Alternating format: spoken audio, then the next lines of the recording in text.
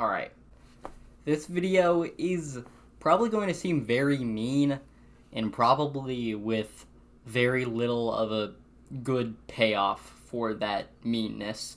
So I just want to say that these people that I'm talking about here are probably very nice guys. I just don't think they make good content. I think that they generally don't really know how to analyze movies, and they've regularly said some of the most psychotic takes that I've ever heard on this platform that's ever been taken seriously. So, yeah, don't take this as a personal insult, rather as me trying to say, hey, this is silly, I don't like this, alright? So, I'm mad as hell, and I'm not gonna take it anymore, alright?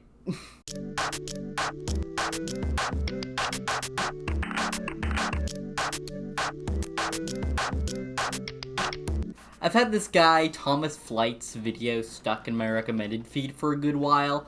I sometimes dabble in corny video essays despite my own videos. They aren't usually what I tend to watch. If you look on my channel, you can see a list of people who I regularly watch, look up to, and believe are worth your time. And while there are a few video essay types on there, I'd like to shout out Electron Dance and Rhino Stew, two early adopters of the traditional video essay format, and put out some of the best in the genre, despite getting, as Ronnie Dangerfield would say, no respect. But most of these people are either podcasts or streams, old YouTube comedic groups like Red Letter Media or Mega64, or long-form game reviewers that feel closer to an extension of the formats of more laid-back, mildly comedic YouTube review shows like Lazy Game Reviews or Ross's Game Dungeon, rather than the serious and more quote-unquote highbrow Every Frame of Painting, who is basically the of the video essay format. But, you know, video essays are good lunchtime slop content, and as a filmmaker and somebody who enjoys the history and criticism of film, I often am interested in film video essays, a la the previously mentioned Every Frame of Painting. So, Flight stuff would be up my alley. Today, though, I got one video recommended to me that immediately set me off in a tizzy. Just utterly broke my brain. Today, ladies and gentlemen, may I present to you, Why Does Acting Feel So Different Now? This video is nearly an hour long, and I don't need to get into all of it, but its starting moments alone are so utterly baffling to say as a self-respecting film critic. I cannot believe that this went anywhere past the idea phase. I'm gonna play a couple clips from the start of this video and just let you seep in it. For much of the early part of film's history, depth and emotional authenticity weren't really a big expectation. Realism wasn't the order of the day, but instead, clearly enunciating dialogue in the early sound pictures. Gentlemen, there's the gun that killed Goles. And later playing the type that would reinforce your role within the Hollywood star system. So for example, Bogart, who was an excellent actor in his own right when playing a role in The Big Sleep. I don't like people who play games. Or in The Maltese Falcon. And this will put you in solid with your boss. Would not have been that concerned with disappearing into the role or creating a realistic performance that evoked layers of hidden emotion. Instead, his primary goal would have been to simply fulfill the role or type that he was known for, while communicating the necessary emotion for each moment in the story. Alright, where do I begin? Look, I feel like it should be self-evident. Yes, old movies did care about emotional complexity and depth. Jesus Christ. You can watch one John Ford film and immediately get that these characters are nuanced, that there are layers to the story that deserve deeper analysis, that got deeper analysis at the time. Film criticism and discussion of film as a form of art and an extension of theater has existed since the 40s. Mr. Flight, you must have went to film school. You've heard of Eisenstein. You gotta know about the Kuleshov effect, man. You should know that Soviet filmmakers of this era loved to use editing and performances to discuss themes of dialectical materialism. Battleship Potemkin, this is like 201 shit, my man. You can't be saying this when it's proven by just one film course. He uses the Maltese Falcon as a comparison point here, and like, there is tons of morally debatable things Humphrey Bogart does in that film. Sam Spade is a complicated character, and yeah, The average early film noir might be more simple than some modern works in the genre, and the acting is definitely more theatrical. You can't outwardly throw them out because depth is slightly more clear than usual. These are still interesting, complicated characters with emotional depth. They do bad things for strange reasons. No matter how it's executed, it should be seen as that. Classic films like M, Citizen Kane, Casablanca, 12 Angry Men, films Bright must have seen, because again, he's clearly a film student. As someone currently getting a degree in film and media production, I know you've seen these fucking movies. They're huge, they're important, they all have deeply complicated characters and performances and emotional depth. They might not sound quote-unquote realistic, they might all have a little bit of that transatlantic accent to them, but they are still haunting and impactful and show emotional depth with complicated and interesting characters. And I'm sorry, as someone currently going through the catalog for a future video, better performances in these than 90% of A24 movies. The only guys I think that beat them are like James Franco in Spring Breakers and this guy in Beau's Afraid. Sorry, it's the truth. And like, what is the line for old to you? You show a clip from Heat, a movie from the late 90s. Like, it might be an example of modern, emotionally authentic films to you, but you show clips from movies from the 50s in the same sentence, so the editing makes it seem like you're saying Heat is equally quote-unquote shallow as those movies. As someone who has made multiple video essays about, oh, how cool the editing in this movie is, you shouldn't be making these obvious mistakes that make it so unclear. Like, I'm sorry, is the greatest toxic yaoi story ever made not good enough for you? Is Al Pacino loving a great ass, not emotionally authentic? That's more real than the movie in your fucking thumbnail. Also, after this, I just like to mention this, it's kind of unrelated. Flake does one of the most pretentious things that I've ever seen in a video essay, and like, you know those little like boxes in the corner of the screen that say, hey, this is what movie this clip is from? He puts the name of the video he's making in one of those boxes, like it's on the same level, like it's on the same quality, and also misspells the title of the video in the box. That's awesome. I wish I had that level of confidence, not gonna lie. That's great. I love that. This is not the only Thomas Flight video that has infuriated me like this. In Why Do Movies Feel So Different Now?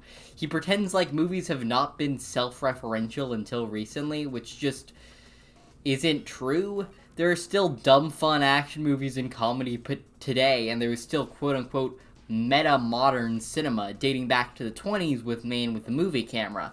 Again, you went to film school, you know this. Why are you pretending like this is a big thing now? It has been a constant since then, with films like Symbio Taxiplasm, Sunset Boulevard, The Player, 8.5, Persona, Three Women, All That Jazz, and later films like Adaptation, Mulholland Drive, and Barton Fink. Pretending like films like Everything Everywhere All at Once is different because it's quote-unquote sincere and optimistic is fucking stupid. Because while plenty of these films do delve into the darkest aspects of Hollywood and movie making, plenty of them also shown out through the humanity of other people, of finding yourself, understanding that the Hollywood system is consuming your soul, and you have to find your own soul in the wreckage. Flight, when talking about postmodernist cinema, which is definitely different from metamodernism, you guys, trust me.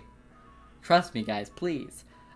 Uses the film Synecdoche, New York as an example, and while at the surface, Synecdoche is a very nihilist film about how we're all gonna die someday, the horrors of aging, on a deeper level, it's more of a cautionary tale, a story about a man who wastes his life to a project he'll never finish because he believes he'll find happiness in it, despite the truth being that if he accepted his true self and stopped his neurotic obsessions, he would find that happiness. It's just in a different place than where Caden is looking. Which is why the film feels so dark. It is thematically similar to Everything Everywhere All at Once. It's just that unlike Everything Everywhere's, I like the movie, but like, objectively corny, positive nihilist monologues that make its themes as clear as fucking possible, Kaufman forces you to find the cautionary tale of it all yourself. It's why so many people, like Flight, think of it as an inherently dark and depressing movie about how much life sucks, because it's not immediately clear until you see the film with a wider confidence than its text that it's saying something more than that.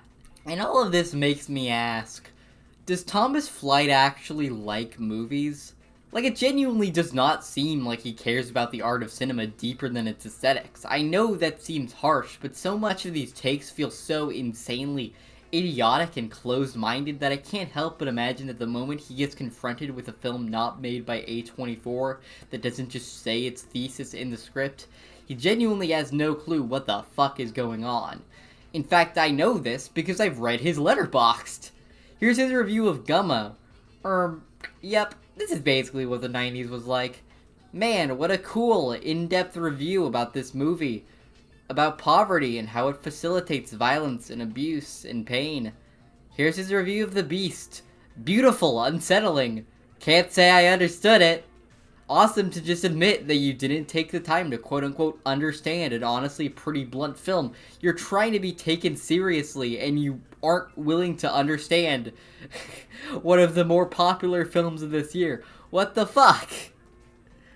I read through these and consistently he is talking about how good the acting is, how pretty the shots are, how cool the editing is. He's constantly talking about the vibes, but never analyzes the films thematically or trying to understand them in the context of the world they were made.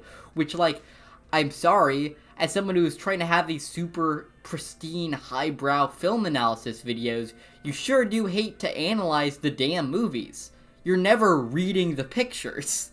Flight is not the only one in a collection of people I like to call Letterboxd essayists. People who act like their opinions mean more than the average person by covering them in cool editing tricks and referencing professionals sometimes. Talking about film 101 cinematography and editing and mentioning Letterboxd top 250 films nearly exclusively.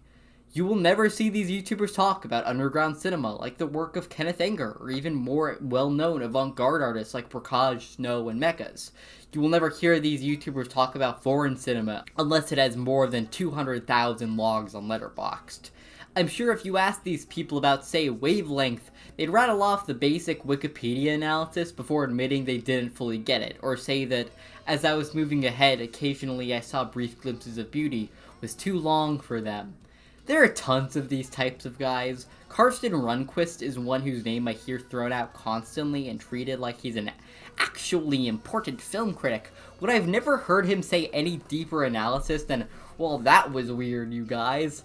Look at this new Yorgos Lanthimos film. Isn't he such a wacky director? Let's not talk about this film's themes of abuse and how abuse ruins a person and makes them desperately try to please that abuser, how this film is about Stockholm Syndrome and tries to explain that through darkly comedic circumstances, how there is references to films like Happiness or the works of Chris Morris directly in it. No, isn't this movie fucking weird though? Isn't this wacky?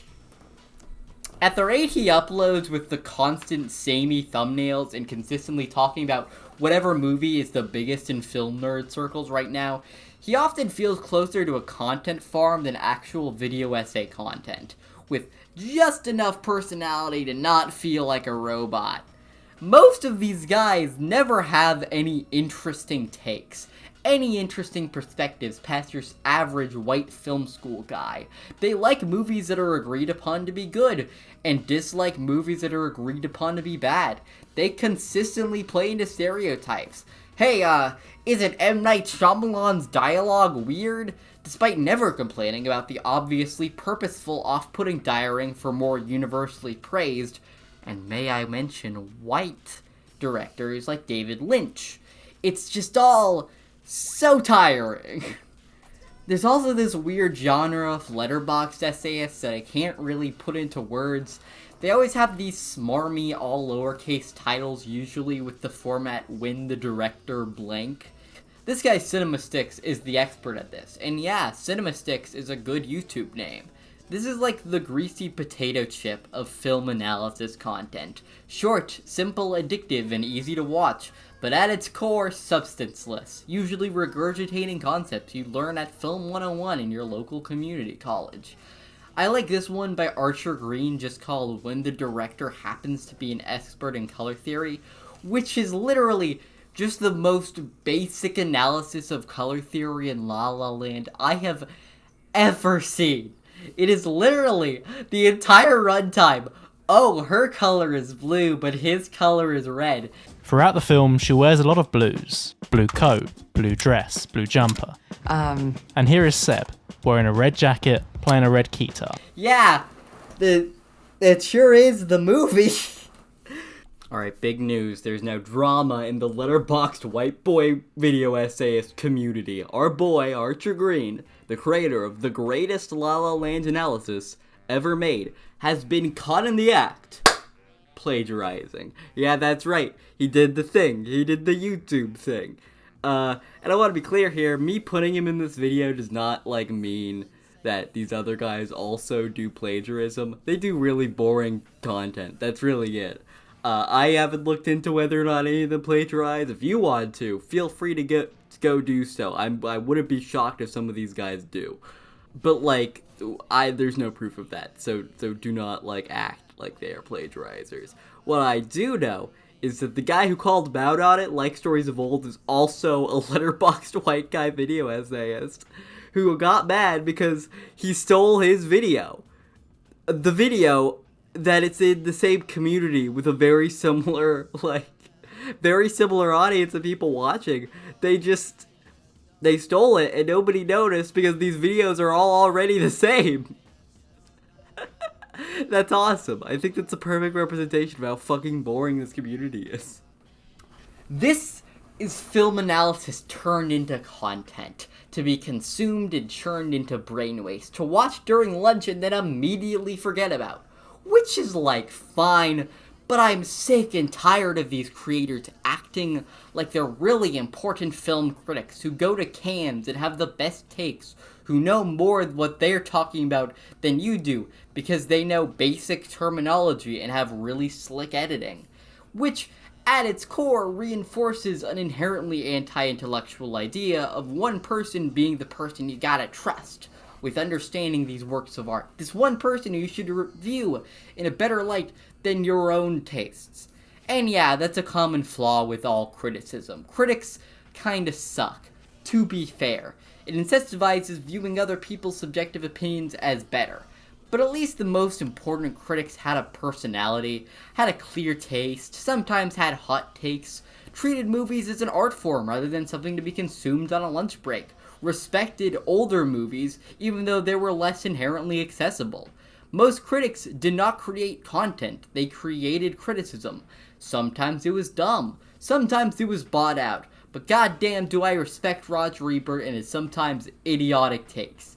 You love Crash 2005. You loathe Southland Tales. Brother, I forgive you. I'm generally not a fan of Your Movie Sucks' film criticism. I think his plot hole heavy and overblown reaction to cinema often leads to him misconstruing or completely not getting certain aspects in movies. He likes a lot of movies I love, he hates a lot of movies I love, but I will say that he had a distinct voice, a distinct taste. His videos feel like they were made by him. He feels like, no matter how dumb his takes were, a film critic, a person you can go to because you know their taste and they tend to see eye to eye with you on things. You can trust if they will be similar. He regularly analyzes films thematically. His series on Synecdoche, New York, while it will probably never be finished, understood Synecdoche better than Thomas Flight did. But with people like Karsten Runquist, Thomas Flight, and especially the fucking lowercase title guys, these people have no strong personality to me. There's nothing I can latch onto past usually fitting in with the status quo. I'm not gonna act like I'm better than them. I also haven't seen a lot of old movies. I also usually like whatever A24 pumps out and the audience adores. Usually. But not only do I not act like someone whose taste you can trust, I'm actually currently working on a big video talking about a lot of movies, and I immediately made sure to put in the script that I have bad taste and you will disagree with me. My favorite movies include Southland Tales and Reflections of Evil, movies that have car fucking scenes, and minutes upon minutes on end of the main character puking. But I also think that leads to me being a slightly more interesting critic than these people, because there's no fucking way Karsten Runquist is gonna promote a Damon Packard joint on his channel. Jesus Christ. I think there's a logical endpoint to this type of video. One that clearly shows how very consumerist focused this entire belief and treatment of analysis is. How it's all, in the end, basically just trying to get money and placement in the algorithm. There's a video I got recommended to me a while back called Why Do A24 Films Look Like That? An already stupid premise from the get-go, because A24 films do not have a consistent style in any way. If you think Spring Breakers looks anything like 8th grade, looks anything like Beau is Afraid, you might genuinely be a psychopath. This video, obviously voiced like AI, is edited and presented in the exact same format as people like Thomas Flight. It spouts off basic facts about color grading and pretends like every A24 film has annoying bisexual lighting a la Euphoria, which yeah, it's an A24 production. No, it's not their style. A24 is a production company. They don't choose what the movies look like.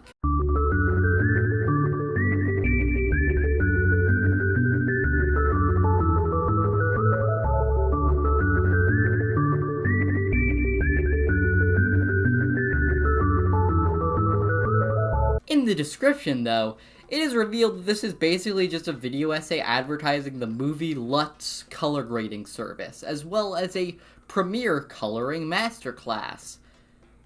This video is just an advertisement. It has 3 million views. Nobody in the comments is calling them out on this. The dislike ratio is pretty average. Nobody cares. We've gotten to the age of video essay as content, as thinly veiled advertisements for a scam masterclass that teaches you shit you can learn on YouTube yourself. Film analysis has transformed from using film as a tool to teach Marxist theory in the early 40s to simply sucking off Tarantino and Nolan without the slightest hint of thematic analysis. Movies treated as aesthetics rather than emotionally valuable. How can you change that? I don't know. I'm sure I won't be able to do anything about these supremely popular and well-respected YouTubers. I won't be able to stop the idea of watching a shitty slop video essay while you eat lunch. That's always gonna happen. I do that too. It's fine. I can tell you some better YouTubers to watch. I mentioned Rhino Stew earlier, whose utterly titanic series about Willy Wonka being in the same universe as Snowpiercer, while starting out very silly, has transformed into one of the most personal works of video essay that I've ever seen. A tribute to a dead father, a tribute to a hometown, proof that there is a person behind the silly video essay. Nightmare Masterclass's work on online horror and horror film view these movies as more than just simple scares, with the series on Don't Hug Me, I'm Scared, analyzing the show through a more academic lens. Renegade Cut used to do something similar, though he's leaned off on. Kyle Calgren did this a lot, but I haven't watched his content in a while, so I don't know, maybe he's gone off the deep end. You figure that out for yourself, brother. Mom Rose Productions has multiple great videos on Lynch and a classic on Xavier Renegade Angel, one of the greatest comedies of all time, don't at me. My friend recommended Accented Cinema and Asian movie enthusiasts who both talk about foreign films, which is a massive blind spot to these people because, you know, they're aggressively white and talk about aggressively American movies. And if you're interested in that and want your eyes to be brought out towards more foreign cinema, check these guys out. I do believe that you can make video essays about film that analyze the films themselves, that show you as a person, as a creator, that respect the history and the medium in the way that it deserves, that shows underrated and underground film. It's just tragically uncommon now, especially in comparison to other mediums like video games or music. So, let this be a call to action. Kill the hyper-edited Letterboxd film bros. Long lives Marxist analyses of the B-movie. I'm Rebecca Kimple. Thank you for watching, and I hope you have a good night.